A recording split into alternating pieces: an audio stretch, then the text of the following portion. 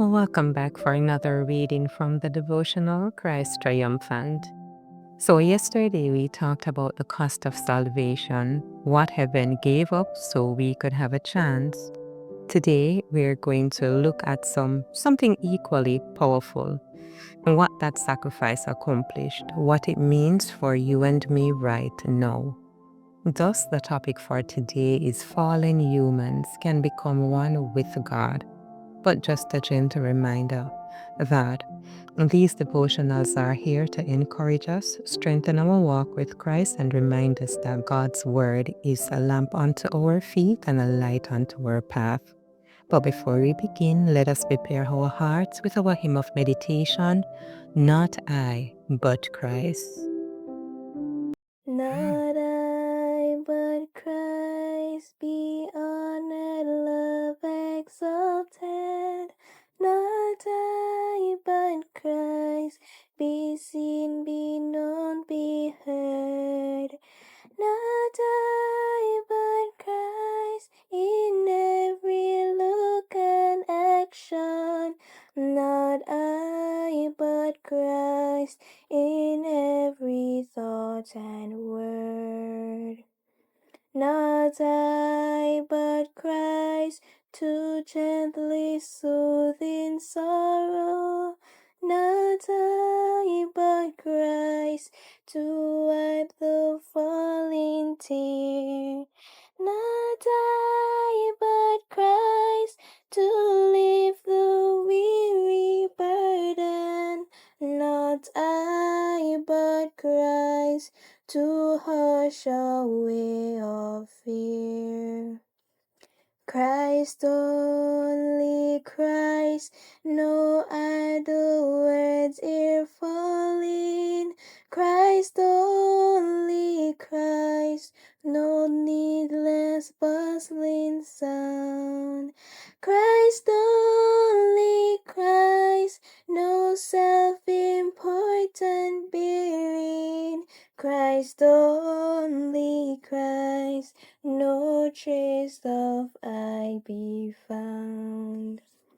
Not I, but Christ, my every need supplying. Not I, but Christ, my strength and help to be. Christ only, Christ, for body, soul, and spirit. Christ only, Christ, here and eternally.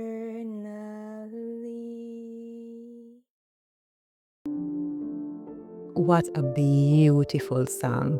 By God's grace, daily we will live a not I, but Christ lifestyle. Again, the topic for today is fallen humans can become one with God, and the scripture reading is taken from 2 Corinthians chapter 5, and we will read verse 17.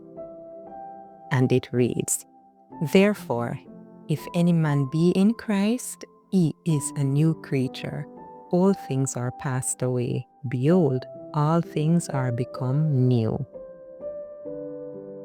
Human beings have severed their connection with God, and their souls have become palsied and strengthless by the deadly poison of sin. But there was a time when the proclamation sounded through the heavenly courts, I have found a ransom. A divine life is given as humanity's ransom. One equal with the Father has become humanity's substitute. You see, God gave His only begotten Son to the human race that people might become partakers of the divine nature by accepting the remedy for sin and allowing the divine grace of Christ to work in their lives. Fallen humans, by laying hold of the divine power brought within their reach, can become one with God. Everlasting life is the blessing that Christ came to give to the world. The angels which kept not their first estate, God declares, He hath reserved in everlasting chains under the darkness unto the judgment of the great day. The element of evil introduced into heaven by the first angels that fell will never again be allowed to enter heaven. But just so long as we live on this earth, we shall have to meet evil and battle against it. A battle is being fought with every soul. All who choose their own will and way and refuse to be converted to the Lord's way, Satan will surely use in his service. The knowledge they have acquired in divine things is then united with the knowledge that Satan uses to strengthen his side of the controversy. Grace abounds with Christ, and those who take their position on the side of the Redeemer become new creatures. In character, they become one with God. Herein is love. God places the virtues of his character upon those who receive him.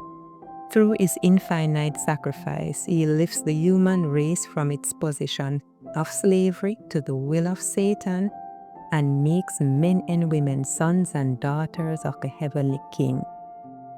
Christ came to suffer in behalf of the fallen race, for Satan made the boast that no one could withstand his devising and in this world live a spotless life. Clothed with human nature, the Redeemer subjected himself to all the temptations with which human beings are beset, and he overcame on every point. The record of his life is given to the world, that no one need be in doubt as to the power of the grace of God. To every soul who strives for perfection of Christian character, this world becomes a battlefield on which is fought the controversy between good and evil, and everyone who trusts in Christ will gain the victory. So, as we close this reading for today, let us hold on to this truth. Though we are fallen, we are not forsaken. Through Christ, what was broken has been made whole again. What sin separated, grace has restored. And what was once impossible for humanity has been made possible through divine power. Yes, we still live in a world where the battle between good and evil continues. Temptations still come, and choices still matter. But we are not left to fight alone. Those who place their trust in Christ are strengthened by his grace, guarded by heavenly agencies, and renewed day by day by his Spirit. In him, we truly can become new creatures, living not by our own strength, but by his life within us. May our prayer today be simply and sincere, not I, but Christ. And as we go about our day, may we walk with confidence, knowing that everlasting life is the gift Christ came to give. Thank you so much for listening, and have a blessed day.